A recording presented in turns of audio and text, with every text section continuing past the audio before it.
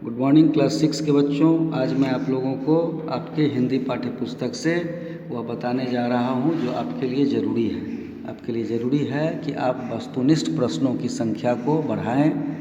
आपके देखिए कि एक चीज़ सबसे बड़ी बात कि आपके किताब में, आपके पाठ्य पुस्तक में कहानी है, कविताएँ हैं, उसके प्रश्न हैं, लिखित प्रश्न है, मौखिक प्रश्न है, पर्यायवाची शब्द है, विलोम शब्द है, लेकिन वस्तुनिष्ठ प्रश्नों की संख्या कम है। वस्तुनिष्ठ प्रश्न आपके चैप्टर में बहुत कम दिए गए हैं। तो यह वस्तुनिष्ठ प्रश्न बनेगा कैसे? तो यह वस्तुनिष्ठ प्रश्न बनेगा आपके चैप्टर से। अब आपके चैप्टर में आपको पूरे चैप्टर में आपको कविता को याद करना होगा, पूरे लाइन बाय लाइन आपको याद रखना होगा दिमाग में कि उस कविता में क्या कहा गया है। चंदन है इस देश की माटी, जैसा कि आपके किताब में पहला चैप्टर है देश की माटी। इस देश की माटी में सबसे पहला लाइन है इस कविता में, चंदन है इस देश की माटी, तपोभूमि हर ग्राम है, हर बच्ची देवी की प्रतिमा, बच्चा बच्चा राम है। अब देखिए तो यहाँ इस 4 लाइन की कविता से आपके कितने ऑप्शन, कितने ऑब्जेक्टिव प्रश्न बन सकते हैं, वस्तुनिष्ठ प्रश्न बन सकते हैं, वैकल्पिक प्रश्न बन सकते हैं।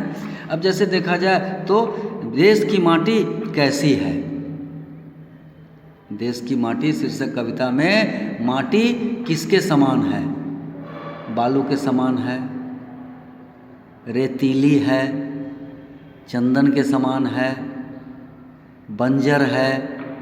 ये 4 ऑप्शन मैंने दिया। अब आप देखिए, आप कविता को याद कीजिए तो आपको याद आ रहा होगा, चंदन है इस देश की माटी, मतलब यहाँ की जो माटी है वह चंदन के समान है। उसके बाद अब जैसे इसमें है कि देवी की प्रतिमा, किसे देवी की प्रतिमा कहा गया है? इसी में आप देखिए तो किसे देवी की प्रतिमा कहा गया है?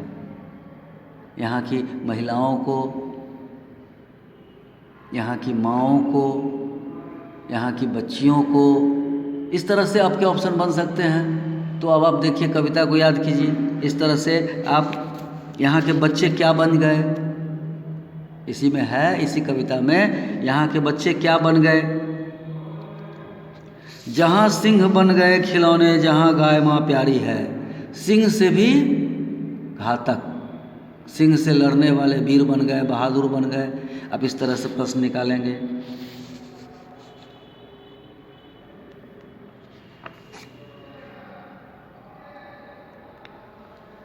उसके बाद देखिए फिर दूसरा प्रश्न है, दूसरा चैप्टर है आपका, हम मिलकर रहें। हम मिलकर रहें, यह कहानी है। इस कहानी में हमें क्या शिक्षा मिलती है? देखिए इसमें भी कहीं कोई वस्तुनिष्ठ प्रश्न नहीं है। तो क्या करेंगे आप, इस कहानी को पूरा पढ़ेंगे कि संगठन सूक्त किस वेद में है, संगठन सूक्त किस वेद में है। अब देखिए 4 वेद हैं आपके पास, ऋग्वेद, अथर्ववेद, यजुर्वेद, सामवेद। तो ये 4 वेद हैं आपके पास। तो यह संगठन सूक्त जो है वह किस वेद में है? तो ऋग्वेद में है।